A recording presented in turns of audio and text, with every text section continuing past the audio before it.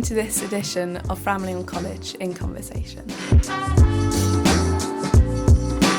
Hi, I'm Joe Lipman and I'm an OF and a keen sustainability advocate. I'm absolutely delighted to be a guest on this episode of the Framlingham College podcast. Today we're going to be discussing sustainability in general and how specifically the college's environmental agenda has been shaping up over recent times. I'm joined by Mr. Lipman, Head of Geography, a lead member of the staff supporting sustainability progress, as well as 3 students from the college itself, Maya, Audrey and Ollie. Welcome everybody, it's lovely to be here. Hi.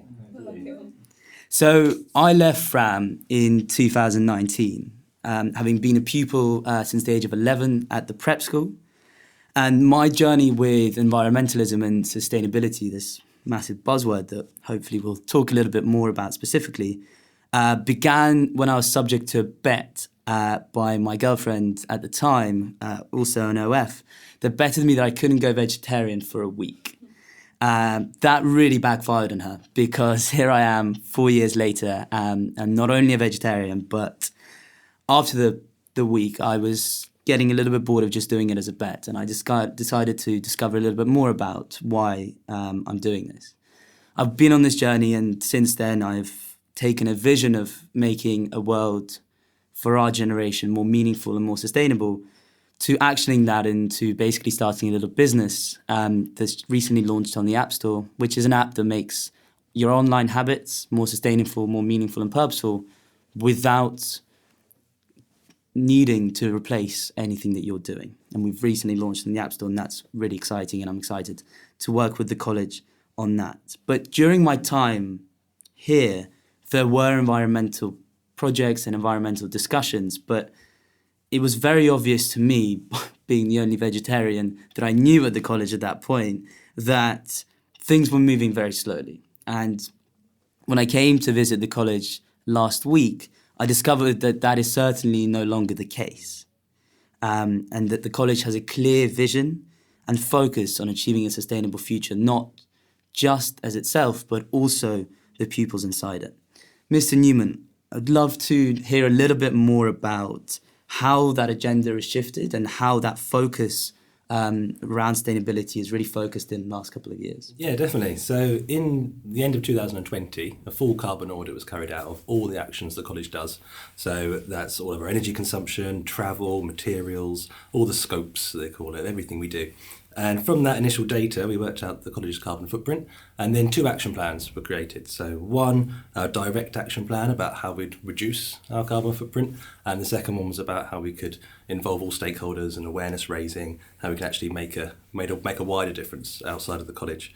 So the ultimate aim is to empower young people to be the change makers, to actually, organise all of these activities, and to reduce our carbon footprint, to raise awareness, and ultimately for the college to be carbon neutral by 2030.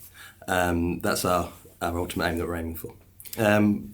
We've come a long way already. I'm sure you're going to hear about lots of the projects that we've done, and we've got lots of great other things coming up too. That's really interesting. I mean, ambitious goals, but I think as a generation, we no longer just consider the prospect of changing the world and making it a better place, but I fully believe that everyone in this room will agree that we kind of live and breathe it at this point. It's your generation. Exactly. And just so everyone is aware, I've been hearing a lot about the Responsible Schools programme. Can you just explain a little bit in a few words what that is? Yeah, so there's lots of different aspects that we cover. So on a Monday, all of Year 9 students have part of their activity programme of the Responsible Schools project on a rotation. So that might involve working in the community garden one week. The next week it might be involving and organising one of these projects, such as Green Jumper Day that we did last year. And along with that, we've also got the Wednesday volunteering group, which are some of these students here, who arrange the bigger, longer term action plans that we've been. Very interesting. Well, I mean, that sounds great, doesn't it? I'm going to come to you, Mayan. Thank you so much for being here. Through working on the business, we've done lots of market research, and it's very clear that climate anxiety is ripe. 84% of our generation admit to at least moderately being affected, and 50% actively admit that it has a detrimental impact on their mental health. Yeah. So it's clearly an issue in our generation. I think no one in this room disagrees. But how does that problem result in any solutions that actually happen at the college? It'd be really interesting to hear from a pupil of, it's clear that there is a problem, but what are the solutions in place? I think, as you said, as we all started realising that kind of climate change is actually a thing, and especially for our generation, it is really scary because we are going to be the future. We are going to be the future generation who will have to deal with all of that. I mean, not to sound rude, but all of the parents and all of that, they do say, climate change, so bad, but they don't have to live it out. It's going to be us and our children who are actually going to have to live with it. So I think, we kind of realised that we do have to take action because in the end it is us who can change things and not our parents. So kind of by taking action ourselves, going for it, completely informing ourselves about what's actually going on in the world, not just temperatures are rising. Yeah. You actually have to kind of look deeper into it and then, Yeah, well, that's very interesting, and I've been hearing you're the sustainability prefect, which is great that the student body can also encompass someone and have that leadership role, and then obviously other students can inspire for that. And you talked about action, and Audrey, I'm going to come to you because we're hearing that you're all about action, and I heard an amazing story that yourself last year, I believe, basically took a massive initiative and translated everything that we've just discussed into actual action. Can you tell me a little bit about what you did with the food waste program?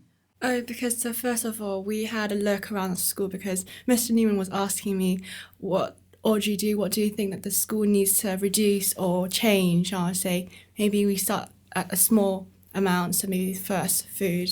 And then we realised that there's loads of food every year being dumped in the landfill. So we started on to reduce the food waste by making posters and making speeches in chapel to let pupils realise that it has been changes going on and want them to also make an action with us. Mm-hmm. And did that translate into some concrete action or at least plans for the future about how you're going to do that? I think we have only been starting it for half a year, so it's a small action that we've been doing, so we are still keeping on, but we need, I think we still need to see whether there's any more things that we can reduce for our school. But I think that's really interesting, that sustainability is this massive buzzword that especially I speak to our parents' generation and they go, whatever, what are you doing creating an app around sustainability? I'm like, you guys joking? This is our future. But what's really important is the fact that clearly the pupils of our generation have an understanding that it's much more than just one word, and there are so many different aspects of it. So even identifying the fact that food waste is, one of those core issues, contributing to climate change, contributing to landfill, and actioning that is, that's a massive part. Mr. Lipman, did you have something to add? I was going to add that we measured how much waste there was, wasn't it? In October last year, it was 2.7 tonnes, I think is what it was. So we need to measure this year to see whether there's actually been a reduction to see the impact. So at the end of the month, we'll talk to the catering staff and we'll weigh it again and we'll see.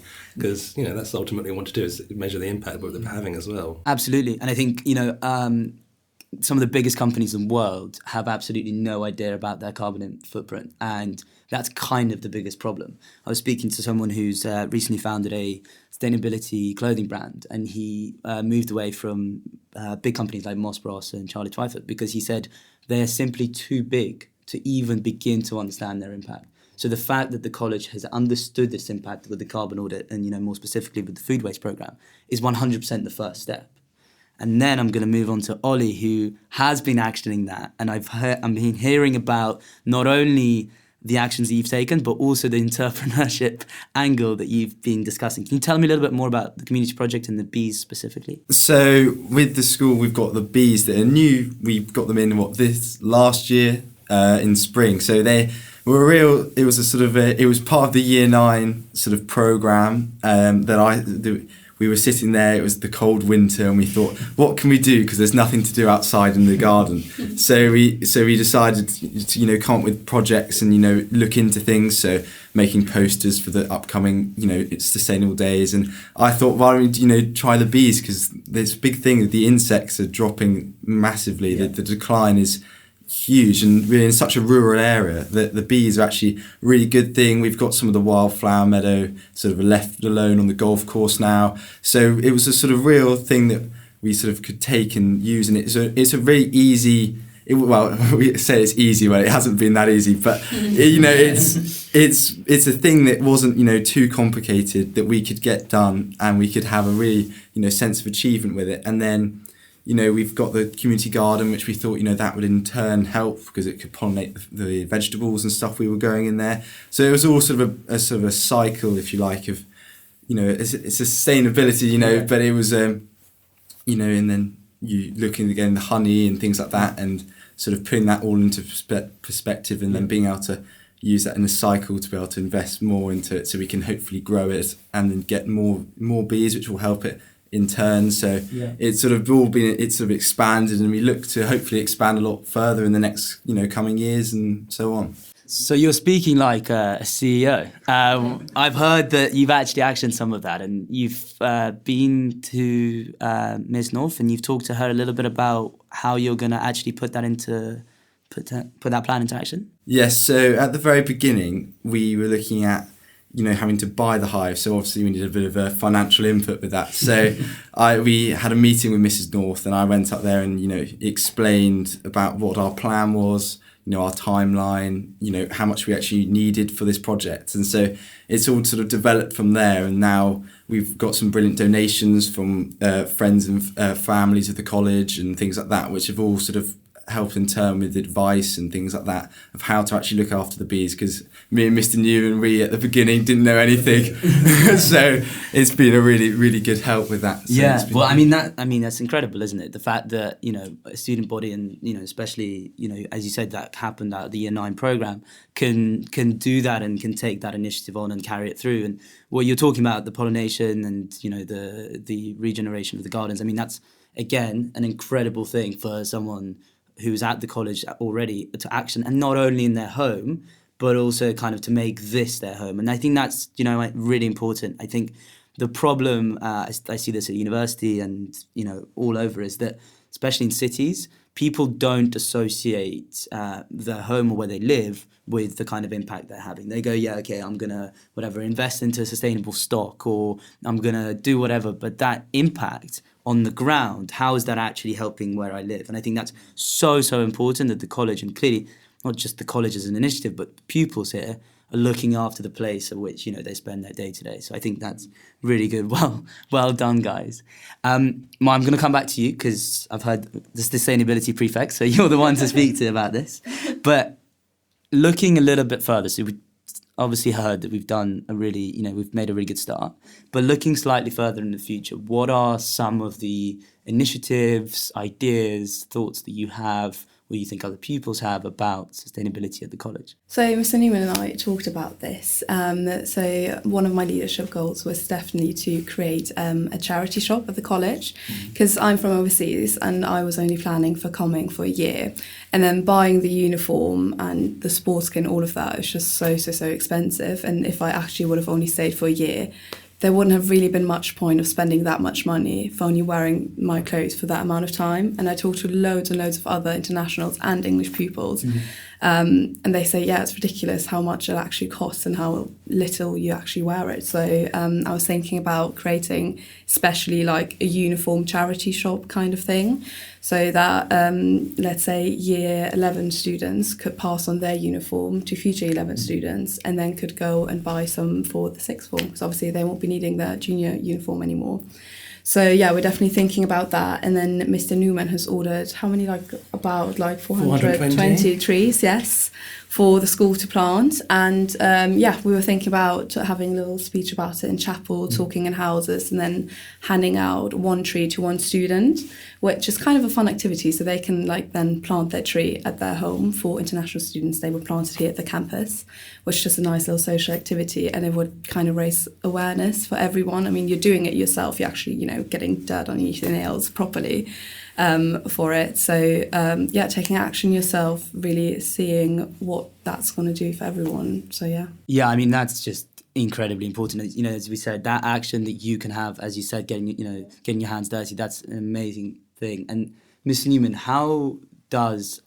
these guys are obviously the change makers, but obviously that has to come through a sort of structured environment. And I've been hearing from every student that you're kind of the peer head of that. But how does that actually action It's very much student-led. The whole project is student-led.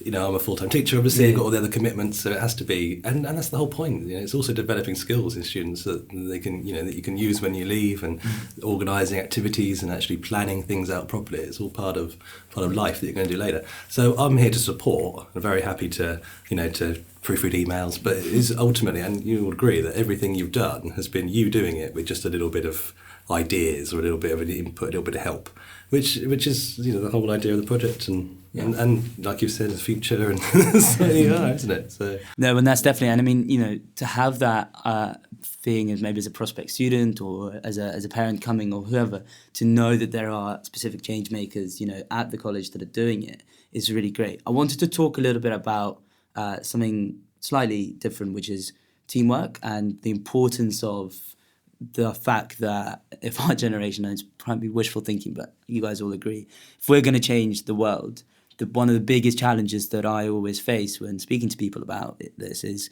yeah, but you know, it's great that you're doing it. You've got a good team. You've got even a couple of thousand people that like your product. But what about everyone else? And how do you think that translates in the college? And how do you unite people to do this? Obviously, for example, Ollie, maybe not as many people would be, you know, passionate about bees or food waste or whatever it is. But how do you make it so that everyone or the majority of people get involved? So then it's suddenly looking at it the other way and going, hey guys, why aren't you getting involved? You know, it's not just us at a little community, but it's actually a big part of it. Does anyone? Well, I think you don't, as you just said about passion, I think you have to be properly passionate about it. But for example, if you, Ollie, are really passionate about the bees and you let everyone know in chapel, people will start knowing about it. And I think that's where it all starts, like actually having awareness of what's going on or what's going to happen. And yeah, kind of all with the trees planting, it's a fun activity, you can put it like that, and people will want to do it because people are like, oh, okay, like this girl in my year is doing this, or like, you know, I want to do that as well. So I think, or like Audrey talking in chapel and, you know, raising awareness to everyone's like, oh my God, like she's up there speaking in front of the whole school, which I found so impressive. Clearly remember that, I told you that the other day. And I think, yeah, people will be like, oh, okay, if she can do that, why can't I? I want to be part of this. This seems cool. This seems interesting. This is not just another, no offense here, but not just another like teacher's activity. This is from us students. This is led by us. And people want to take part in that because they're like, okay, this is cool, this individual. Or yeah, like with Greta Thunberg, I mean, she started it all being on her own, sitting from the parliament. I don't want to say anything wrong here, but like, you know, and yeah, raising awareness, and this has turned into this massive Fridays for Future thing. I mean, it starts little, and I think it starts by knowing actually what's going on. Yeah, I mean, that's definitely true. Audrey, I'm not going to compare you to the Fram College Greta Thunberg, but did you feel that there was that element of, I'm kind of, you know, taking that leap of faith by myself to inspire others? It's absolutely fine if you didn't have that initial support at first, because clearly now, you know, you're there. But was there that feeling, and are you glad that you made that step? So now that, you know, not only people look at you different, but people look at the issue differently. I think it's just because that I have actually stepped forward on the, like last year.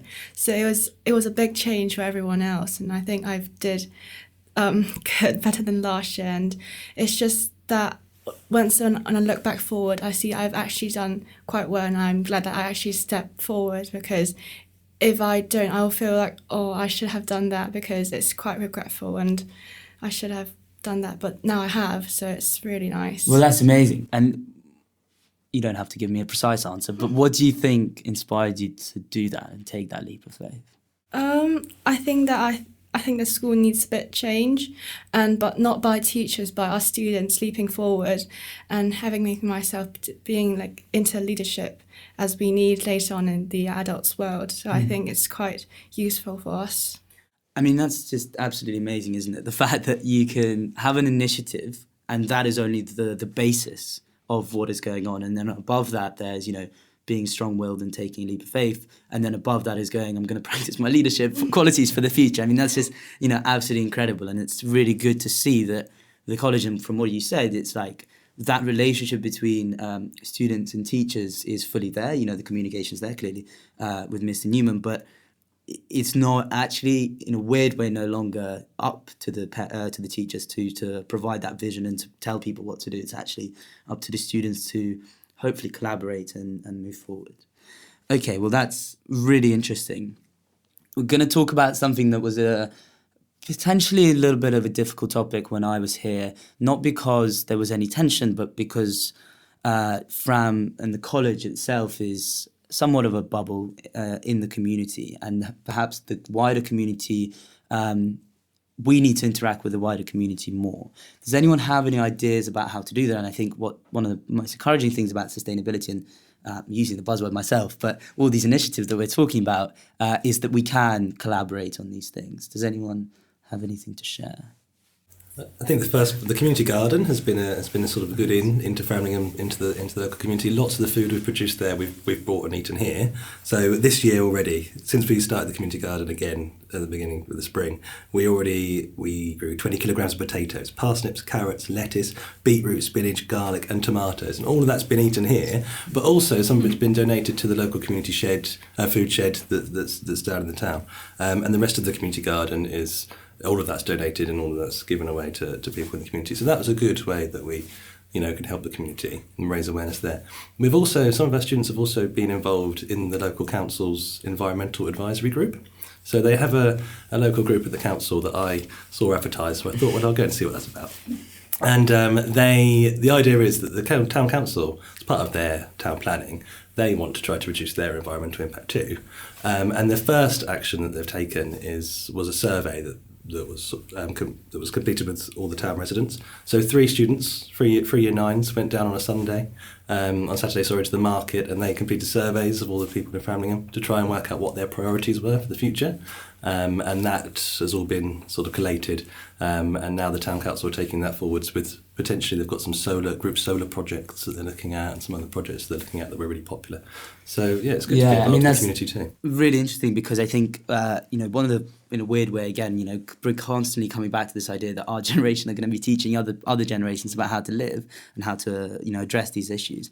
Is that if Fram can become a hub for clearly students that are intelligent, educated, and got the right support to portray that image onto others, onto our own parents. I think that's a massive thing. Let's tell them how we think that that should be run in the wider community. I think that's one of the great possibilities with the college and how it can move forward. And then that enables leaps of faith like Audrey's to actually be accounted and presented in a right way. Really interesting. I want to talk about, this is coming back to my topic a little bit that I'm massively keen on, and that's the way that we as a generation see education and learning. You talked about the most important part of this whole process as being that awareness and actually understanding. And Ollie and Audrey, you talked about the fact that your first initial steps in both the projects were to get educated about the topic, understand the impact, the carbon audit, etc., etc. I think that's what kind of people miss in this whole process, is that they love to talk about climate change, but what does that actually mean? And I think our generation has a much better understanding of what it actually means. But do we feel that the kind of methods that are being portrayed in terms of education about sustainability right now are good enough, or do they need improving? And what are the potential suggestions and how we need to learn about sustainability? I think it's a good start, definitely, because we kind of went from 0 to 100. So I think definitely it's a good start. But there's always room for development. We can always raise more awareness, inform ourselves a bit better. To be honest, I don't know 100% what actually is going on. How can I really? So yeah, definitely it is a good start, but there's so much room for development. But yeah. So I think what's really important is being educated about these topics, but it's not necessarily that because it's so new and because this knowledge is just groundbreaking, is that we learn these things from textbooks. So I think we've got to find another media and another platform onto which to learn these things from. It'd be really interesting to hear from you guys. What inspires you and who guides you in that process of learning and actually getting inspired about changing the world? Well, as we mentioned her before, Greta, I think, was kind of the start for all of us. As I said, so impressive. This little girl from Sweden sitting outside again, don't want to be wrong, the Parliament holding up like a poster. Don't really know what it said on it, but I mean, this has created this massive wave of all of us to actually have this day, this Friday, dedicated to the environment, sustainability. I mean, Fridays for Future, that was the only thing anyone could think of for like a whole month, or longer than a whole month, is impressive. And not going to lie, I know this might sound a bit stupid, but Audrey was also one of my initial inspirations, because I said this in our Sustainability Club meeting the other day. Hearing from you in year 11, I thought was so impressive. And when I then found out, okay, I got my environmental and sustainability prefect role, first thought was automatically Audrey. Was like, okay, I know this girl in like, you know, a few years below me knows so much about this and is so invested in this. I want to hear more about what you have to say about this. So definitely, I think I personally listen to more people from my generation around my age than listening to someone older who clearly, again, not being rude and no offence, but who clearly hasn't worked it out perfectly how to do it. I mean, we have had such a bigger impact than the generations before us. I'm really sorry, but so yeah, and also social media. I mean, this is kind of what our generation is mainly focusing on, is social media. That is a fact. And then just, I don't know, scrolling through Instagram, TikTok, just like seeing little advertisements of what is actually going on, or seeing before and after pictures, as you talked about with the Iceland trip with the glaciers, how there's always going to be like a little flag from each school to see how far the glacier has gone. And that I find so like impressive and scary to see, in a way, how it all has changed from like, let's say 2000 till now. And yeah, just there really. Yeah, no, and I think that's really right. What you said about the fact that, you know, people around us, and, you know, the fact that you can have role models that are younger than you is so like inspiring, but also just shows the kind of the journey we've been on. I think even like, I don't know, at university, we always talk about like reading history or politics stuff, and we always talking about people that are like hundreds of years old, you know, long dead, and they're kind of the inspirations that we have. But actually to have role models that not only are younger than you, but you could also, you know, connect with and have conversations with, and, you know, use the platforms that you have available to you, or even better in person, is really, really cool.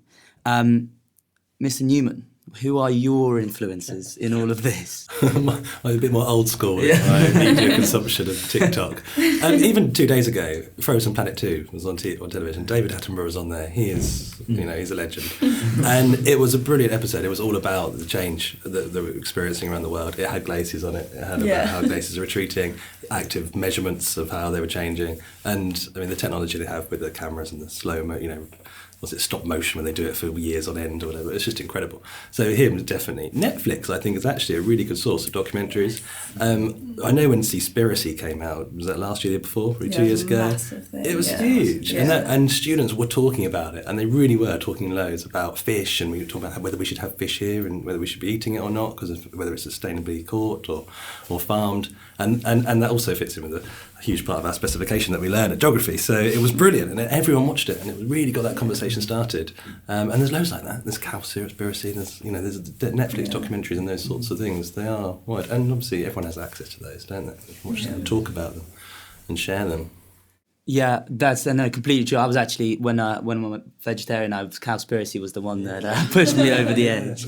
Ollie, it'd be interesting to hear. Yeah, so I think also when you see it everywhere, you know, Instagram, TikTok, whatever, you see, or even just on the news, you know, when Australia had all those wildfires and things like that, and you start to question, you know, why is it that this is happening, and, you know, why is it that the sea levels are rising and whatnot. So I think some have the sort of spark of interest that makes them want to go and, you know, watch the documentaries, or, you know, search up on Google, why is it all, you know, happening, and, you know, then that's you learn about it then, or even just watching small programs, and they have those little facts about how there isn't, you know, any more, you know, there's less, you know, insects, or less, you know, the ice is melting or something. Even just those small comments is now so part of, you know, daily life, if you like, even though on anything you watch or anything. So I think that can spark a massive interest to some people that want to sort of read and, you know, learn about it, because it, you know, is such a big topic these days. Yeah, just adding on to that, I think also experiencing it yourself is a massive thing. We talked about how hot it was. I mean, in England. I mean, I was in Germany during summer, and I was going over to visit a friend in England for a few weeks, and it was boiling in Germany. So I told my dad, I was like, oh, I'm so happy to go back to England. It's going to be so cold. And he's like, no, it's not. It's boiling over there. I think that is like massive for me. Or even, just walking around and seeing how like grass is all dried out. I mean, that sounds so simple and a bit stupid, but like that is a fact. Or with the glaciers in Iceland, I mean, seeing it and experiencing it yourself has such a huge impact, especially in me. No, definitely. And I think, what's obvious now is that we are all in an age group, that have had enough summers and enough winters to be able to experience it. I think, if we're talking to people that are slightly younger, like, kind of 10, 9 years old, they're really passionate, but that year-on-year understanding and, it getting progressively worse. And as you said, the forest fires and everything that's happening with that, the fact that we can actually have that reflexivity now means that, we're actually able to analyse it and to have that personal experience. I think that's really, really important. So I think it's really important, as we discussed, to have change makers at the school. I think that's, an absolutely massive thing. But I think the change is only going to happen when we all come together. And it's great that I've been hearing a little bit about the kind of overall and together initiatives that have been happening at the college. Mr. Newman, tell me a little bit more about that, please. Yeah, so the Year 9 group on their activities programme, each term their challenge is to make something, to raise some awareness to something to happen. The first terms last year, 3 students decided that they were going to audit the heating use across the college. So they went around with thermometers and they measured the heating in each rooms. And the rooms were really warm. A lot of them were overly heated, and obviously that's a lot of wasted energy. So they looked up and they saw about this day of awareness raising called Green Jumper Day. And then they asked Miss Vessels at the time whether we could do it, and she agreed, and then talked to all the ground staff and maintenance about how we could do it. So the plan was, and how it worked, was for a whole day, the heating was turned down across the whole college. It was only by a few degrees overall. Was it 2 or 3 degrees? We planned to turn it off, but then that would have been a bit unfair, putting parkers on. And then the idea, everyone wore something green, so wore a green jumper to raise awareness. There was a chapel talk, before and after, so to inform everyone what it was going to be, and then about the impact of that day. So we measured our gas consumption before and after, and then on a typical day, and compared it. And I think, Audrey, is it right that we saved the equivalent of a car driving 300 miles of carbon emissions just from one day of turning heating down a few degrees? So it was a really big impact. Everyone had to do it, so everyone experienced it, and people talked about it for a long time before and after. And even now, people say, are we going to do it again? Are we going to turn the heating off again? So that was a really good whole school sort of initiative. Yeah, and I mean, that's just fantastic, isn't it? I mean, to have that impact, as Maya, you said, we did this, we changed this happened. I think that's, massive for students to see. That's the background of it. I've been hearing there was some competition, some healthy competition amongst the students when it came to the day. Would you like to just tell me a little bit about that? We had the energy saving, and which is everyone in the whole school, which is boarding on the week, we would turn off the electricity, which we don't use. We charge our laptop in school, but not in house, which was really fun, but quite intimidating at that time because I'm in Pembroke, and it was the winter time, which around 3:30 is pitch black already, and when I go back to the house, it's always no lights across the whole night. So we were using this little lamp on our desk on the whole room to be bright, and it was really fun, but we had a few accidents. Mr. Lloyd screaming that it's not good for our well-being, but I think it's a really nice memory that we actually find it quite funny. And of course, it was the results that came out. It was really, really nice. Yeah, Mr. Taylor he looked at all the meters for every house, electricity meters for the week before the competition started, and then 1 week in, and then at the end of the 2 weeks. It was a 2-week competition, and he logged each house's use over those times. And some houses, I think it was 50% reduction in electricity use for some houses. Wow, I mean that's incredible. The fact that the Pembroke girls took that leap of faith really paid off, and I think that's what it's all about, making it fun, isn't it? Because if you can make it fun, then people will enjoy the impact they're having.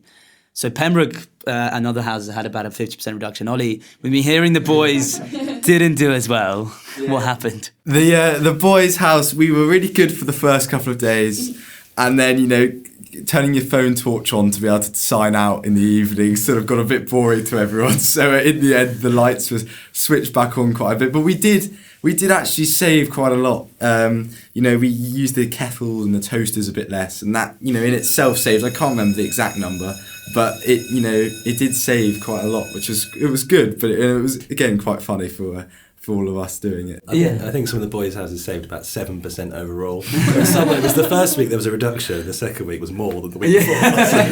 Overcompensating. Well, I mean, that's just it, isn't it? But again, you had that fun element, and I am certainly one of those that, you know, when I came to the college, or even a couple of years on, I had, you know, boys that weren't keen, and girls, but boys that weren't keen at all. But the fact that everyone got involved, you know, really shows that, you know, people can come together and make a difference and have fun at the same time. Well, guys, I think that kind of brings us to a close. I mean, all I can say, and I'm a guest myself, but a massive thank you to you guys for sharing your thoughts. I think, you know, it's been amazing to have a conversation and to see what the school is doing, you know, from a more practical point of view. The carbon audit, I think, is a really key thing. You know, understanding that impact is so important. And then mostly to hear about, you know, 3 change makers in this room, and a couple of others, you know, that we've been hearing about, that are actually actively participating and inspiring others to do things that are positive for the planet. I think, you know, some of the conversations here have absolutely inspired me as an OF that only left a mere 4 years ago, that the school and our generation in general are moving in the right direction. And I think, you know, if we can take that forward, and if the school and the college and everyone can keep inspiring, keep helping and assisting, as Mr. Newman said, just nudging people in the right direction, pupils, then we will be the change makers of the future, and we will absolutely solve all of the issues that we have. So thank you very much for your thoughts today, guys. Thank you.